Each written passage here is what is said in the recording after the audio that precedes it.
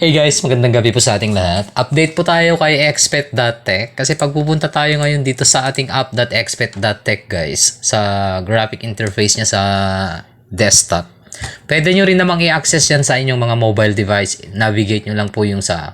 May tatlo na po kasing dumagdag itong farm, itong PVE, tapos may PVP na rin pero coming soon pa lang as of December 26, 2023. Pero sa PVE, naka-live na po siya. Tapos itong zone, tingnan natin kung anong meron dito.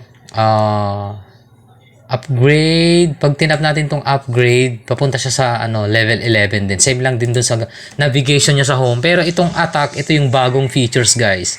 Check natin kung anong mangyayari pagka tinap natin tong attack. Attack natin. Attack in zone 1 successfully. So ito siya guys. Magpapakita po yung zone 1 dito sa baba ko ng inyong mga pets. So ano pala yung pwedeng makuha? Dito po sa APR, tap nyo po yan. Ayan.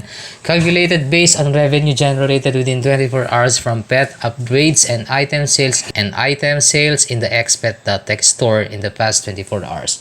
Item drop rates pwedeng 100%. Ito, BPET.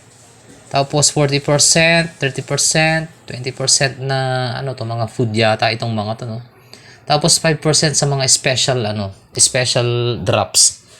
Pero yung drops para sa BPET sigurado na ho yun, guys. So pagka-claim nyo po nito after 24 hours magpapakita dito kung ano po yung pwedeng i-claim.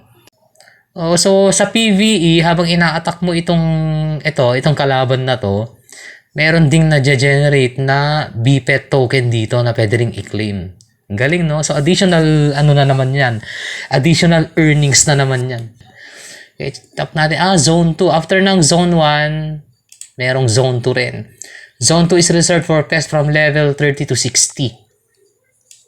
And then, Zone 3, special zone. Special rewards na siya. May tatlong zone, no? Zone 1, Zone 2, tapos Zone 1. Ito yung Zone 1 natin. Again guys, yung mga gustong bumili ng BPET or gustong magbenta ng BPET, pwede nyo ako add sa FB. Join na lang din po kayo sa group po natin. Ito, Expert.tech. Dumadami na rin po tayo. Dito natin dinidistribute yung iba pang mga information regarding po sa game. Magtanong lang po kayo, masasagutin din po yan ng iba nating mga katropa.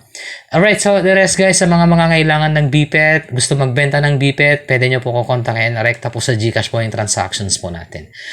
Okay, so yan po yung ating update regarding po kay Expert.tech. Again, this is DMC Trend. Thank you guys for watching. Magandang gabi po sa ating lahat. And congrats sa mga nakapaldo po kay Expert.tech.